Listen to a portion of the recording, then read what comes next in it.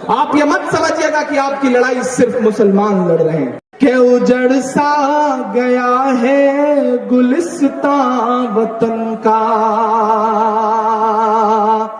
जुल्म पहले भी था, ज्यादती पहले भी थी, लेकिन ये जो नंगई सड़कों पर उतर आई है ये पहले नहीं थी। स्वागत है दोस्तों आप सभी का देहात की आवाज़ में। मैं आपके साथ मोहम्मद इरशाद। आइए दोस्तों सुनते इमरान प्रतापगढ़ी की एक शानदार नज़म। इससे पहले बता दूं किसी ने क्या ही खूब कहा है, घर सोने चांदी से नहीं हमेशा अखलाक से आबाद होते हैं। आइए सुनते इमरान प्रतापगढ़ी की नज़म। तो आपसे गुजारिश है वीडियो को लाइक कीजिए और चैनल को ज़रूर सब्सक्राइब कीजिए।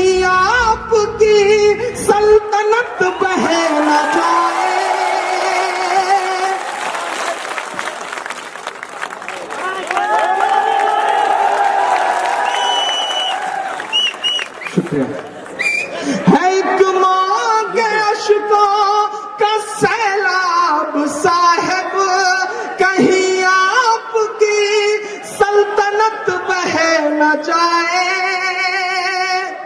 के उजड़ सा गया है गुलिस्तां वतन का, जुल्म पहले भी था, ज्यादती पहले भी थी, लेकिन ये जो नंगई सड़कों पर उतर आई है ये पहले नहीं थी।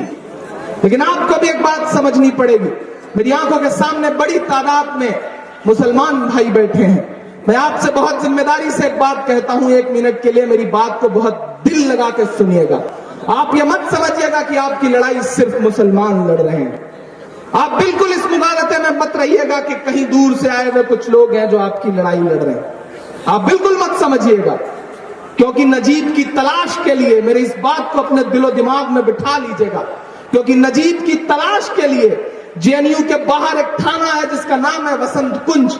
उस थाने के बाहर जिन लड़कों ने सबसे ज्यादा लाठियां खाई हैं उन लड़कों का नाम है मोहित पांडे, अभिषेक पांडे, रविरंजन सिंह, रवि प्रकाश, चेतना पांडे।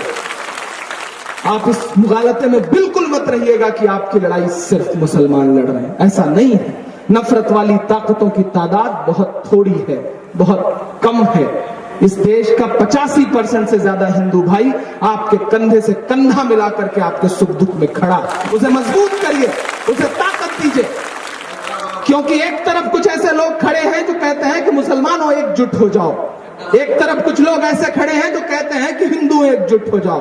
2 लाइन खींचने की कोशिशें चल रही हैं, लेकिन मैं इस मंच से खड़ा होकर के अपने तमाम चाहने वालों की तरफ से इस देश से एक सवाल करता हूं कि एक तरफ मुसलमान खड़ा हो गया, एक तरफ हिंदू खड़ा हो गया, तो फिर वो लोग कहां जाएंगे जो हिंदू और मुसलमानों के साथ आपस में मिलजुल करके रहना चाहते हैं।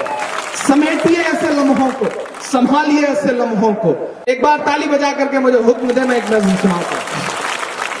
नहीं भाई, एक नज्म हुई पिछले दिनों इलेक्शन से थोड़ा सा पहले, सोशल मीडिया से लेकर के एक राष्ट्रीय पार्टी के राष्ट्रीय अधिवेशन में राष्ट्रीय अध्यक्ष महोदय ने जब ये कहा कि कैराना तो कश्मीर बनता जा रहा है, पलायन की झूठी झूठी खबरें, और उन तमाम टीवी चैनलों ने जिन्होंने आपके पूर्व मुख्यमंत्री महोदय से 1100 करोड़ रुपए के आसपास विज्ञापन लिए थे, उन्होंने प्रोग्राम चलाए कैराना बना कश्मीर, लोहिया के आंगन में गुंडे, तो पता नहीं क्या क्या।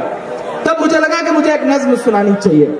मैं नज्म पढ़ता हूं, मैं कैराना कभी आया नहीं था, कैराना को महसूस करके मैंने नज्म कही थी।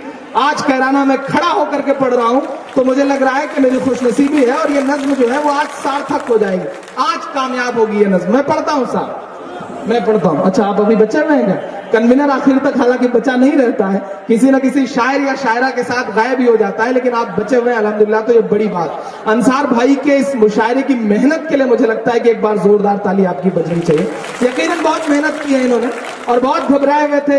मेरा ख्याल है शाम 8 बजे मेरी आपसे बात हुई थी, तो आपने कहा कि इसलिए घबरा रहा था, जब भी फोन करता था तो यही कहते थे कि भैया अभी कुछ मालूम नहीं कब आऊंगा।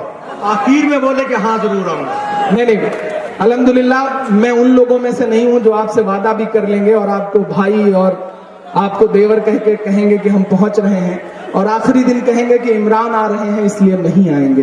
लेकिन अल्हम्दुलिल्लाह हम अगर वादा करते हैं तो अगर वो जो आखिरी लम्हा है वो पहन के ना लेटे रहे तो इंशाअल्लाह वादे पे आइए दोस्तों, नज़म सुनने के बाद निदाए मिंबर मेहराब किताब से सुनते हैं हिजरत में रफ़ाक़त। ये अल्लाह ताला की दीन है कि उसने अक्सर अहम मौक़े पर हज़रत अबू बकर सिद्दीक़ रज़ी अल्लाह अन्हु को हुज़ूर सल्लल्लाहु अलैहि वसल्लम की रफ़ाक़त व सोहबत से नवाजा। मक्का मुअज़्ज़मा में 13 बरस तक मुसलसल मुशरिकों की ईज़ाएँ बर्दाश्त करने के बाद जब हुज़ूर सल्लल्लाहु अलैहि वसल्लम ने अपने सहाबा को मदीना हिजरत की इजाज़त दी तो जौक दर जौक सहाबा दारुल हिजरत को जाने लगे। सिद्दीक़ अकबर ने चंद मरतबा कसद किया, लेकिन रसूलुल्लाह सल्लल्लाहु अलैहि वसल्लम ने हर मरतबा ये कहकर मना फरमाया कि ख़ुद मुझको हुक्म हिजरत का इंतज़ार है। हज़रत अबू बकर ने फ़रास्त ईमानी से अपनी रफ़ाक़त का एहसास करके एहतमाम के साथ तो ताकतवर ऊँटों की परवरिश शुरू कर दी। हज़रत सरवर आलम सल्लल्लाहु अलैहि वसल्लम का मामूल था कि सुबह व शाम हज़रत अबू बकर के मकान पर तशरीफ़ ले जाते। एक रोज़ खिलाफ़ आदत दोपहर के वक्त धूप की तेज़ी में तशरीफ़ ले गए। सर पर चादर लिपटी हुई थी। उस वक्त हज़रत अबू बकर सिद्दीक़ रज़ी अल्लाह अन्हु अपने बाल बच्चों में बैठे हुए थे। किसी ने कहा, रसूलुल्लाह सल्लल्लाहु अलैहि वसल्लम आ रहे हैं। हज़रत अबू बकर रज़ी अल्लाह अन्हु ने सुनकर कहा, मेरे माँ बाप आप पर कुर्बान, ये नावक्त का आना बेवजह नहीं हो सकता। इसी अरसा में आप दरवाज़ा पर पहुँच गए। अव्वल इजाज़त तलब फरमाई, बाद में अंदर तशरीफ़ ले गए और तखलिया की फरमाइश की। हज़रत सिद्दीक़ रज़ी अल्लाह अन्हु ने कहा, कोई गैर नहीं, सिर्फ़ मेरी ही दोनों लड़कियां हैं। ये सुनकर आप सल्लल्लाहु अलैहि वसल्लम ने फरमाया कि अबू बकर हिजरत की इजाज़त आ गई। उन्होंने बेसख्ता कहा, और मेरी रफ़ाक़त या रसूलुल्लाह, इरशाद फरमाया रफ़ाक़त की भी इजाज़त है। ये सुनकर हज़रत अबू बकर सिद्दीक़ रज़ी अल्लाह अन्हु फ़र्त मुसर्रत से रोने लगे। हज़रत आयशा का कौल है कि उस रोज़ मैंने जाना कि आदमी खुशी में भी रोता है।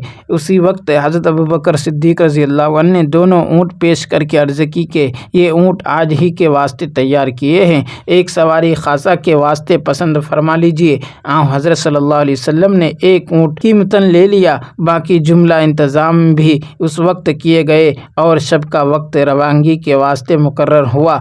ये वो ज़माना था कि तमाम जलीलुल क़द्र असहाब हिजरत करके मदीना चले गए थे। सिर्फ हज़रत अली मुर्तज़ा और हज़रत अबू बकर बाकी थे।